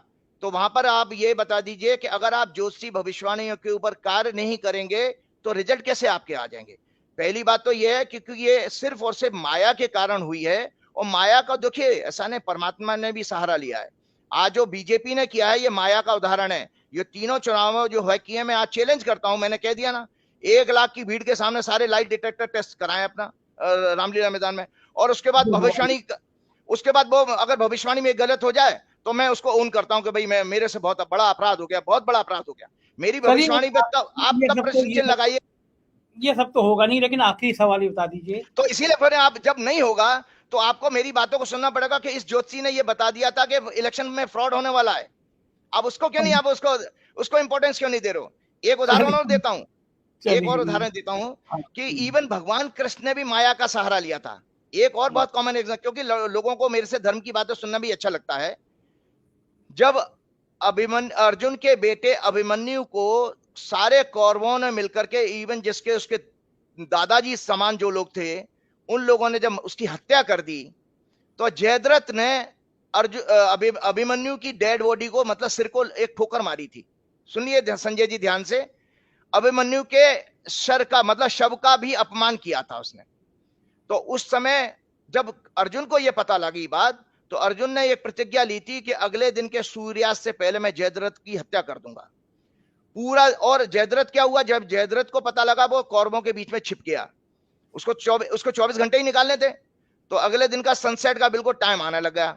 तो भगवान कृष्ण को चिंता हुई, और उधर चिता की, हमने धार्मिक सीरियल में देखा है आपके बी आर चोपड़ा के, उधर चिता की तैयारी हो गई है, अर्जुन चिता पे बैठने जा रहे हैं। भगवान कृष्ण को चिंता हुई कि भाई ये तो धर्म का नाश हो जाएगा। अर्जुन कौन था, धर्म का प्रतीक था, और कौरव कौन थे, अधर्म का प्रतीक। तो भगवान को चिंता हुई कि भाई ये तो धर्म हार जाएगा। तो भगवान ने उस समय माया रची, अपने सुदर्शन चक्र से सूर्य को ढक दिया कुछ क्षण के लिए। जयद्रथ को यह पता लगा सूर्यास्त हो गया, तो वो तो बल्ले बल्ले करते हुए बाहर निकल के आ गया, और उसी समय भगवान कृष्ण ने सुदर्शन चक्र हटाया, अर्जुन को इशारा किया, देख सामने खड़ा, मार दे, और अर्जुन ने उसकी हत्या कर दी। तो यहां पर भगवान ने भी तो छल का इस्तेमाल किया है। तो ये ऐसा नहीं है, आदि काल से होता हुआ आया है, लेकिन हमको दूरगामी ये चीज देखनी चाहिए कि छल और कपट कितने समय तक किसी का साथ देते हैं। आपका प्रत्यक्ष उदाहरण देख लीजिए, मैंने आपको बताया कि जब आपको सफलता मिलती है, आप छल कपट राक्षस कभी भी हजम नहीं कर पाते हैं। केवल छल कपट को असत्य को, अधर्म को वो लोग नहीं हजम कर पाते हैं वो लोग हजम कर पाते हैं जो देवता समान होते हैं। वरना आप मोदी जी का भाषण सुनिए जो पार्टी के दफ्तर से उन्होंने किया कि एक अकेला सब पे भारी छाती पीट रहे हैं, फिर दूसरे कह रहे हैं कि अब एक एक को ईडी सीबीआई नहीं छोड़ेगी। अरे भाई आप एसएचओ क्या थाने के, जो आप अभी से कह रहे हो वो तो जांच का विषय है। लेकिन आप ये देखिए कि जब आपके पास सफलता आती है तो आपके अंदर विनम्रता आनी चाहिए। लेकिन अगर विनम्रता के बजाय दुष्टता अगर आपके अंदर छलक रही है तो इसका मतलब आप किस प्रवृत्ति के हैं आप जानते हैं। मैंने आपको दर्शकों को ये बताया ही था कि जो है उसमें चैप्टर 16 के जो है श्लोकों में मैंने बताया था कि राक्षस के गुण क्या होते हैं। आज फिर दोबारा रिपीट करता हूं, उसका आकलन जो है दर्शक करें, मेरा काम नहीं है, दर्शकों का काम है। ये कहते हैं hypocrisy, arrogance, pride and anger, जिद्दी, ignorance, these are the marks of him who is born with demonic properties. राक्षसी गुणों के साथ पैदा होते हैं। और भगवान आगे वाले श्लोक में क्या कहते हैं, 7वें नंबर श्लोक में ये कहते हैं आसुर स्वभाव वाले मनुष्य प्रवृत्ति और निवृत्ति इन दोनों को नहीं जानते, इसलिए उनमें ना तो आंतरिक और बाहरी शुद्धता नहीं होती, ना श्रेष्ठ आचरण करने वाले होते हैं। वो कहते हैं man possessing a demonic disposition no not what is right activity in what is right abstention from activity, hence they possess neither purity nor good conduct or even truthfulness। उसके बाद 9वें श्लोक में मुझे इसलिए कहते धन कि जो कहते हैं इस मिथ्या ज्ञान को स्वभाव को इस मिथ्या आचरण से आपका मूल स्वभाव नष्ट हो जाता है और आपके अंदर सारे अवगुण आ जाते हैं। बाद में 16वें श्लोक में ये कहते हैं I am wealthy, own a large family, who else is equal to me, कौन है मेरे बराबर, एक अकेला सब पे भारी। I will sacrifice to God, will make merry this deluded ignorance enveloped in the mass of delusion and addicted to the enjoyment of sensuous pleasure, their mind bewildered by numerous thoughts, these men of devilish disposition fall into the foulest hell। वो भगवान ने साफ कह दिया इस तरह के लोग अगले जन्म में नरक में जाते हैं कि निरंतर वो राक्षसी गुण दिखा रहे हैं। मैंने बार बार ये कहा कि पुण्य और पाप क्या है, पुण्य का मैंने अर्थ बताया था और बीजेपी के लोग जो उनके भक्त भी हैं वो भी जान लें कि पुण्य और पाप कौन कर रहा है। पुण्य को कहा गया सत्य आचार, सत्य जानना, सत्य मानना, सत्य को जीना, सत्य बोलना आदि पुण्य है। और पाप क्या है, इग्नोरेंस, असत्य बोलना, असत्य का आचरण करना पाप कहलाता। दुनिया के समस्त पापों की जड़ इग्नोरेंस है। ये बातें इतनी डिटेल में मैं क्यों कर रहा हूं, इसलिए कर रहा हूं कि ज्योतिष जो है परा और अपरा विद्या दोनों का कॉम्बिनेशन है। परा विद्या है, ब्रह्म विद्या। जब तक आप ज्योतिष को दिव्यता नहीं लेकर के आएंगे ना तो आपकी भविष्यवाणी ठीक होगी ही नहीं। क्योंकि आप जिस तरह से अपनी आस्था बदलते रहते हो, कभी साईं को पकड़ लाते हो, कभी देवी जी को पकड़ लाते हो, कभी शनिदेव को पकड़ लाते हो, तो ये जो लोगों के समाज में जो आस्थाएं, जो श्रद्धा जो मतलब डेविएट होती है, ये बेसिकली अच्छा संकेत नहीं है, आध्यात्मिक उन्नति का संकेत नहीं है। मैं तो उन लोगों को भी ये कहता हूं संजय जी, जो उन लोगों ने मुझे ट्रोल किया होगा, मैं उनको धन्यवाद देता हूं। मैं इनको धन्यवाद देता हूं, उनके अच्छे स्वास्थ्य की कामना करता हूं कि भगवान जिस मनोरोग से 10 साल से पीड़ित हैं, वो मनोरोग से कैसा, विचारों को बार बार उनकी आईटी सेल के द्वारा झूठ, असत्य, हिंसा, नफरत, चुगली करना, निंदा करना, ये भरा जा रहा है। और ये भरते भरते क्या होता है, आपके अंदर जो है निगेटिविटी इतनी आ जाती है कि आप मानसिक रूप से बीमार हो जाते हो, जो कि मानसिक बीमारी के संकेत है। मेरे पास बहुत सारे बीजेपी के कार्यकर्ता भी कुंडली दिखाने आते हैं, किसी की बीवी भाग गई है, किसी की गर्लफ्रेंड भाग गई, किसी के बच्चे नहीं पढ़ रहे हैं, किसी का व्यापार में नुकसान हो रहा है, नाना प्रकार के कष्ट हैं, फिर भी लगे पड़े हैं जय श्री राम करने में। लेकिन भगवान ऐसे जोर से बोलने से नहीं आते। मैंने बार बार कहा कि जो निगेटिव माइंडसेट के कारण जो बीमारियां आपको पैदा हो सकती हैं, वो chest pain, fatigue, dizziness, headache, back pain, shortness of breath, insomnia, abdominal pain, numbness, weight loss, cough, constipation, acidity, gas and BP. अब भक्त अपने एनालाइज करें जो ट्रोल करने वाले। मैं तो ये कहूंगा कि कम से कम ऐसा होता है, हम लोग मनोरोगियों को जानते हो क्या ट्रीटमेंट देता डॉक्टर, साइकोलॉजिस्ट या साइकेट्रिस्ट, पहले उनको सुन लेता है तो उनकी भड़ास निकल जाती है।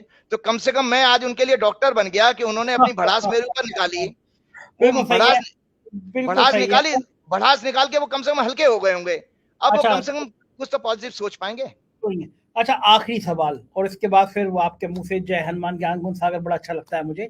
आखिरी सवाल ये कि लोग जानना चाहते हैं कि अब ये आज संडे को आपने अपनी सफाई दे दी, सारी बातें बता दी, अब आप अगले संडे को ये शो कंटिन्यू करेंगे अपनी भविष्यवाणी को या बंद करेंगे? लोग बड़ा जानना चाहते हैं कि भाई राजीव जी की भविष्यवाणी फेल हो गई, अब वो शो कंटिन्यू करेंगे या बंद करेंगे? आखिरी सवाल। देखिए, ऐसा है, मैं शो कभी नहीं बंद कर, जब तक जीवित हूं तब तक मैं ज्योतिष के लिए काम करता रहूंगा, क्योंकि मैं आपको बताता हूं, देखिए, भगवान बार बार कहते हैं कि आपको जीवन में, हम सबको एक सिचुएशन को आकलन करना चाहिए कि आप एग्जामिनर हो कि एग्जामिनी, आप परीक्षार्थी हो कि परीक्षक। तो इंसान परीक्षा एक ही काम कर सकता है।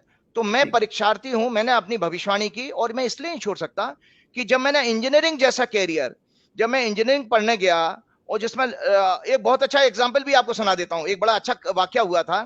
दरअसल जितने भी पहले बात पूरी करता हूं, तो इंजीनियरिंग को छोड़ करके जब मैंने इस ज्ञान को पढ़ा, तो मुझे लगा कि इंजीनियरिंग का ज्ञान 1% भी मानवता की सेवा नहीं कर सकता, जो इसमें सेवा करने का मुझे मिशन दिखाई दिया।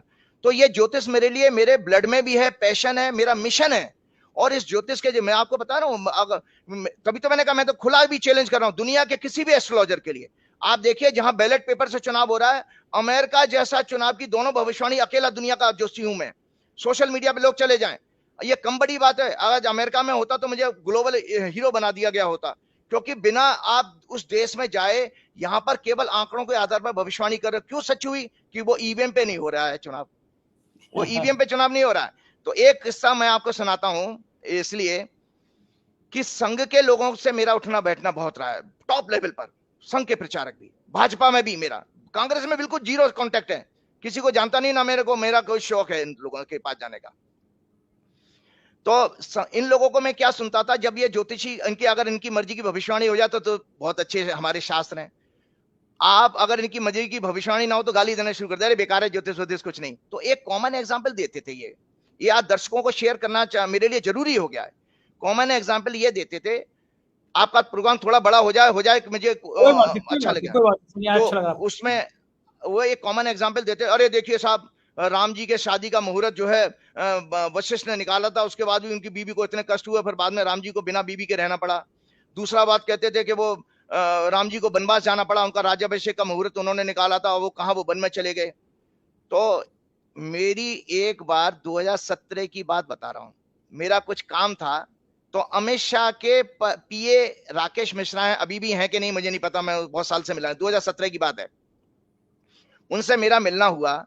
तो बाई चांस मैंने गलती से मोदी जी की जो पहली वाली 2014 की शपथ थी, उसकी कुंडली दिखा दी उनको, और ये कहा कि भाई, मैंने कहा मोदी जी की सत्ता में जो है ना, जनता सुख नहीं पा पाएगी ना, इकोनॉमी अच्छी करेगी। अरे भैया, वो तो राशन पानी लेके बिल्कुल एग्रेसिव हो गया। मध्य प्रदेश का वो कार्यकर्ता है आरएसएस का, राकेश मिश्रा, मैं नाम ले रहा हूं।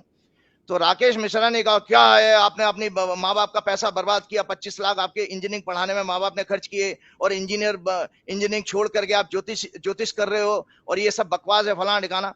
क्योंकि वो मोदी जी की सत्ता का मैंने भविष्यवाणी कर दी। मैंने रामलाल होते थे जो संघ के कोऑर्डिनेटर, उनको भी मैंने ये भविष्यवाणी दिखाई थी, बहुत सारे बीजेपी के लोगों को दिखाई, आपके प्रकाश जावड़ेकर को दिखाई, बहुत सारे लोग हैं मेरे जानने वाले बीजेपी में। तो मैं उसके बाद, भाई साहब संजय जी, इंटरेस्टिंग केस है, और दर्शकों को भी आनंद आएगा। उस दिन तो मैं भाई साहब बिल्कुल पिट गया, मुझे समझ, मेरा काम था, उसने काम तो मेरा किया, काम मेरा करवा दिया था, अब मैं पिट गया, मेरे पास जवाब नहीं था उस दिन। यार मेरे पास ये जवाब नहीं था, क्या वशिष्ठ ने, ऐसा हो ही नहीं सकता कि वशिष्ठ ने मुहूर्त निकाला और राम जी वनवास चले जाए। मैंने बहुत सारे कथावाचकों को भी बात करी, किसी से जवाब नहीं मिला। ज्यादातर कथावाचक है ना देश में, वो रामचरितमानस की कथा करते हैं। असली ज्ञान जो है, हमारे गुरुजी राव साहब कहा करते थे, के.एन. राव, कि जीवन में मरने से पहले इन ग्रंथों को जरूर पढ़ना अगर अच्छा ज्योतिषी बनना है। तो ग्रंथ उन्होंने बताए थे, वाल्मीकि रामायण, दूसरी उन्होंने कहा था पद्म पुराण, विष्णु पुराण, नारद पुराण, और बताया था उन्होंने जो है गीता, साथ में विष्णु सहस्त्रनाम, मुझे कंठस्थ याद है, मैं लाखों बार विष्णु सहस्त्रनाम का पाठ कर चुका हूं, और कंठस्थ याद है मुझे भी। तो ये बताते थे। तो मैंने एक बार, जब राम मंदिर का जो मुद्दा था ना, जब वो जजमेंट आने वाला था, उस दौरान एबीपी न्यूज पे मेरा प्रोग्राम लगा हुआ था। तो जानते हैं, मैंने दर्शक मेरे सुने मेरी बात को, मैं कितना साधारण सा भक्त हूं, कि मैंने ईश्वर से प्रार्थना की, हे भगवान, मरने से पहले एक बार मैं पूरी रामायण पढ़ लूं, कम से कम भगवान के पास जाऊंगा, मैं पूरी रामायण पढ़ के आया हूं। तो भाई साहब, मैंने रात को 9 बजे से रामायण शुरू करी, 2 वॉल्यूम है गीता प्रेस के, ये दिखा रहा हूं, ये प्रथम खंड है, ये गीता प्रेस का। ठीक है, ठीक है। तो मैंने मरने से पहले मैंने पन्ना पलटते पलटते, क्योंकि मुझे डिबेट में बोलना था, तो पलटते पलटते वो जवाब मिल गया जो राकेश मिश्रा ने मेरे को पॉइंट आउट किया। तो मैं आज दर्शकों को बताता हूं कि ज्योतिष कितनी पुरानी है। इसी आधार पर सुप्रीम कोर्ट में जजमेंट मिला था ज्योतिष के फेवर में, क्योंकि के एन राव ने वाल्मीकि रामायण कोट की थी। आप याद रखिएगा, जो लोग ज्योतिष पे बहुत सारे पत्रकार भी होंगे मॉडर्न जो नॉलेज, जो कि जब उनको थ्रेट लगती है ना ज्योतिष, तो फिर वो उंगली उठाने लग जाते, क्योंकि पढ़ा तो है नहीं। मैंने साइंटिस्टों को भी बहुत जबरदस्त आड़े हाथ लिया है टीवी चैनलों पर। I am the only astrologer जो पूरे टीवी एंकर्स के बीच में एक रेस्पेक्ट उसको अलग मिली थी, क्योंकि मैंने साइंस पढ़ करके मैं इस तरफ आया हूं। तो जबकि जो साइंटिस्टों के पास मैं कहता था कि आपने आपकी साइंस को मैंने पढ़ा है, आपने मेरी साइंस को पढ़ा है क्या, तो उनके पास जवाब नहीं होता था भाई साहब। तो मैं आपको बताता हूं उसका जवाब मुझे मिला। मैं पन्ने 9 बजे से मैं बैठा, सुबह 4 बजे तक मैं पढ़ता रहा। 4 बजे तक मैंने दोनों वॉल्यूम को सरसरी निगाह मार ली, और अगले दिन डिबेट में बैठा ही था। और मेरी और दर्शक ये जाने कि राम मंदिर की भविष्यवाणी कब बनेगा राम मंदिर, ये भी मेरे नाम है। पूरे दुनिया का अकेला जोशी में हूं, शायद हनुमान जी की कृपा थी। तो इसमें दर्शकों को जानकारी के लिए बता रहा हूं, ये सब जो आरएसएस और बीजेपी के लोग और जो ट्रोल करने वाले लोग हैं, वो लोग इस चीज को सुने कि ये है 188 नंबर पे गीता प्रेस का वाल्मीकि रामायण, उसमें श्लोक नंबर चतुर्थ सर्ग है, श्लोक नंबर 18 है। दशरथ कहते हैं राम से, मैं इसलिए बता रहा हूं कि राम जी का मुहूर्त वशिष्ठ ने नहीं निकाला था, जो गलत फहमी है संघ के लोगों को, भाजपा के लोगों को, वो दशरथ का केवल स्वयं का निर्णय था। क्यों था? एक पिता मोहग्रस्त होता है ना, और उसको अगर ये जानकारी मिल जाए कि मैं मरने वाला हूं, तो जल्दी से वो चाहता है उसका पुत्र जो सत्ता संभाल ले। तो दशरथ केवल इमोशनली डिस्टर्ब एक पिता की तरह थे, जो उन्होंने निर्णय लिया। उसका वाल्मीकि जी कोट कर रहे हैं, क्योंकि वाल्मीकि जी और राम जी के जमाने के ही हैं, तो ये सत्य है। रामचरितमानस तो भक्ति है। तो लिखते हैं 18वें नंबर श्लोक में, श्री राम, ज्योतिषियों का कहना है कि मेरे जन्म नक्षत्र को सूर्य, मंगल और राहु नामक भयंकर ग्रहों ने आक्रांत कर लिया है। अगले श्लोक में कहते हैं, ऐसे अशुभ लक्षणों का प्रकट होने पर राजा घोर आपत्ति में पड़ जाता है, अंततो गोता उसकी मृत्यु भी हो जाती है। तो अब आप सोचिए दशरथ खुद, कि दशरथ क्या हुआ था, दशरथ जोशियों के पास चले गए, तो जोशिया ने उनसे कहा राजन आपके लिए मृत्यु तुल्य कष्ट आ रहा है। उससे दशरथ घबरा गए। तो घबरा करके फिर उन्होंने राम को अपने शयन कक्ष में बुलाया है, और शयन कक्ष में बुला के ये पिता पुत्र का संवाद हो रहा है, जो मैं आपको सुना रहा हूं। अगले श्लोक में कहते हैं, आज चंद्रमा पुष्य से एक नक्षत्र पहले पुनर्वसु पर विराजमान है, अतः निश्चय ही कल वे पुष्य नक्षत्र में रहेंगे, ऐसा जोशी कहते हैं। इसीलिए उस पुष्य नक्षत्र में ही तुम अपना अभिषेक करा लो। शत्रुओं को संताप देने वाले वीर, मेरा मन इस कार्य में बहुत शीघ्रता करने को कहता है। इस कारण कल अवश्य ही मैं तुम्हारा युवराज पद पर अभिषेक कर दूंगा। ये एक इतिहास बन जाएगा आपका प्रोग्राम, कि दुनिया में अकेला जोशी है जिसने ये बताया था कि ये जो मिथ को, अपने दिमाग से गंध को बाहर निकालो। दशरथ ने मोहग्रस्त होकर के स्वयं निर्णय लिया था, वशिष्ठ को पूछा भी नहीं था, जबकि वशिष्ठ उनके राजगुरु थे। और राजगुरु होने के नाते अगले दिन उन्होंने वशिष्ठ को बुलाया। तो याद रखिए कि वहां पर एक प्रोटोकॉल होता था, अगर राजगुरु से पूछा गया तो राजगुरु बड़ा, अगर राजा आदेश देगा तो राजगुरु भी दरबार के बाकी लोगों की तरह उसको मानता था। तो जब दशरथ ने वशिष्ठ से कहा है, इसी आगे श्लोक में लिखते हैं कि गुरुवर मैंने राम का राज्याभिषेक निश्चित कर लिया है, आप तैयारी कराइए। तो वहां पर दशरथ जो है वशिष्ठ को आदेश दे रहे हैं, वहां पर राम जी मंद मंद मुस्कुरा रहे हैं, वशिष्ठ भी मुस्कुरा रहे हैं, क्योंकि काल की गति को तो जान चुके थे। तो मैंने भी काल की गति को जान लिया था, भविष्यवाणी मेरी ही ठीक है। चैलेंज है किसी भी जोशी को, किसी भी जोशी को। और आपको बता दूं, मतलब नहीं है कि बीजेपी की कुंडली में जो उसकी दशा चल रही है, जो बीजेपी कुंडली है, स्त्री लैंडस्लाइड विक्ट्री मिल जाए, this is next to impossible, next to impossible. चलिए, अब ये इसका मतलब कि आप शो जारी रखेंगे, अब तो हर हफ्ते बातचीत होती रहेगी। अब जाते जाते वो अपने मुंह से वो जय हनुमान ज्ञान गुण सुना दिए। हाँ, एक और मैं आपको शेयर करना चाहता हूं, मेरे जो आपके दर्शक, मुझे एक बहुत भावुक हुई हूं मैं, क्योंकि मेरे 5वें घर में चंद्रमा बैठा है। आपको बताता हूं कि जिस तरह की मुझे लगा था, जो मेरे पास रिस्पॉन्सेज आए हैं प्रेडिक्शन के बाद में, लोगों ने इतना मुझे अपनापन दिखाया है, और लोगों ने सोचा कि शायद मैं बल्कि मैं लो कभी हो ही नहीं सकता, क्योंकि हनुमान जी का भक्त कभी लो फीलिंग में जाएगा ही नहीं। तो इस तरह से हुआ। मैं ये सोचता था मेरी 2 बेटियां हैं, और बेटियां विदेश में हैं, अगर मेरी यहाँ पर कुछ हो जाएगा तो पता नहीं संस्कार करने आ पाएंगी नहीं आ पाएंगी। लेकिन आज जिस तरह की फॉलोइंग आपके प्रोग्राम की वजह से मेरी हो चुकी है, मैं बिलीव नहीं करोगे, मैं ऐसा लगता है कि जब मैं दुनिया से जाऊंगा तो बहुत सारी भीड़ होगी। क्यों? लोग इस रूप में मुझे देखने लगे हैं।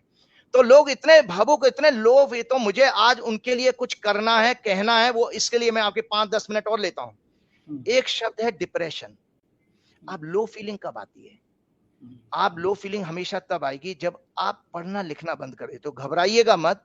डिप्रेशन के कारण जो है बेसिकली ये होता है कि हमारा जो माइंड है, ब्रेन, वो 2 पार्ट में है। आपका 10 से 12% कॉन्शियस ब्रेन है, 88% आपका सबकॉन्शियस माइंड है। सबकॉन्शियस माइंड क्या होता है? जिसमें आपके 84 लाख योनियों का डेटा रिजर्व है। कॉन्शियस माइंड क्या है? ड्राइव है, उसमें से डेटा निकाल के लाता है। जब आपको सिचुएशन है, मान लीजिए मुझे भविष्यवाणी करनी है, अगर मैं अच्छा भक्त नहीं हूं तो मुझे उस मोमेंट पे वो चीज निकल के आएगी नहीं, आएगा नहीं, वो आइडिया जिसको आप कहते हैं आइडिया आ गया। तो कॉन्शियस माइंड हमेशा पावरफुल होता है सेवा और सुमिरन से, जो कि गुरु नानक जी ने संदेश दिया था। मतलब ईश्वर की भक्ति और चैरिटी, फिलैंथ्रोपी, मतलब पब्लिक की जन सेवा में। तो आज आपका जो चैनल का जो प्रोग्राम है, मैं इसलिए बंद नहीं कर सकता, ये मेरे लिए सेवा है अपने देश की जनता के लिए। मैं निरंतर आप लोगों का ज्ञान से, और जो भी मेरे पास छोटा मोटा ज्ञान है उससे मैं बराबर आता रहूंगा। तो होता क्या है, देखिए, हमारा जो कॉन्शियस माइंड है, एक टेक्निकल चीज है लेकिन बहुत इंफॉर्मेटिव है, इसलिए सुना रहा हूं। कॉन्शियस माइंड हमारे सेंट्रल नर्वस सिस्टम को कंट्रोल करता है। हमारे डिप्रेशन क्यों आता है इसके लिए बता रहा हूं। और सेंट्रल नर्वस सिस्टम 2 डिवीजन है उसके सेंट्रल नर्वस। एक होता है पैरासिम्पैथेटिक, जो इड़ा नाड़ी कहलाती है, राइट वाली। दूसरी है सिंपैथेटिक, सॉरी, पैरासिम्पैथेटिक इड़ा मतलब लेफ्ट वाली। और एक सिंपैथेटिक राइट नाड़ी, पिंगला नाड़ी कहलाती है।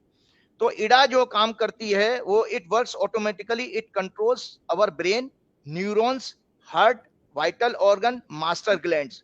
और सिंपैथेटिक नाड़ी क्या करती है? इट वर्क्स ऑन फाइट और flight condition and activate our glands. तो फ्लाइट क्या है, फाइट क्या है? एंजाइटी। जब आप किसी चीज को पाने के लिए वो करते हो तो वो आपके अंदर उत्तेजना आती है, एंजाइटी होती है।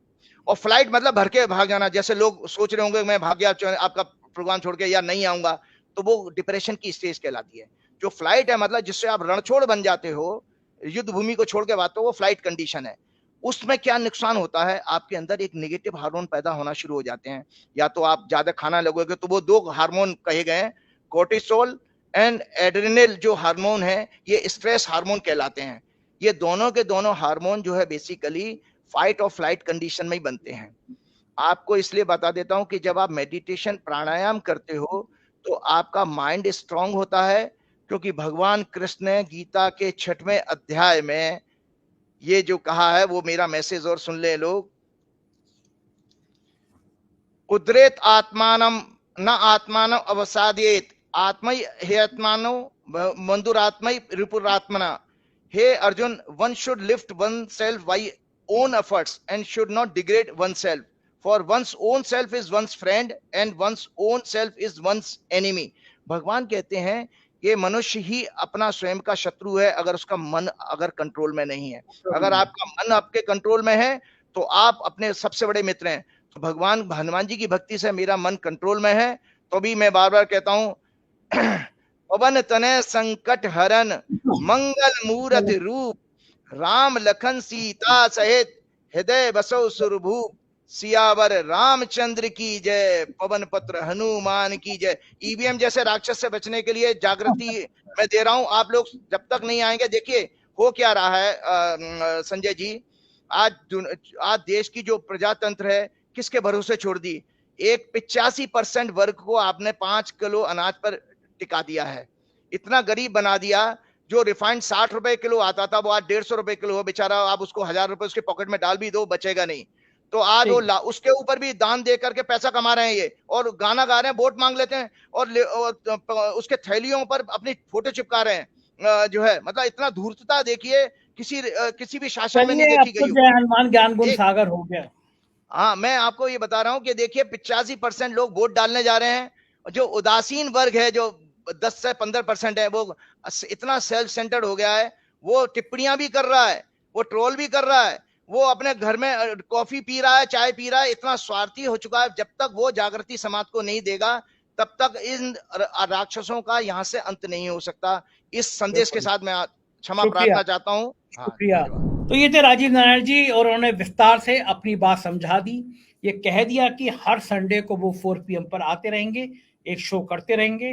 मैं फिर कहूंगा, आपका मन हो ज्योतिष को जानने का, ज्योतिष की बातें करने का, तो राजीव जी का शो देखिए।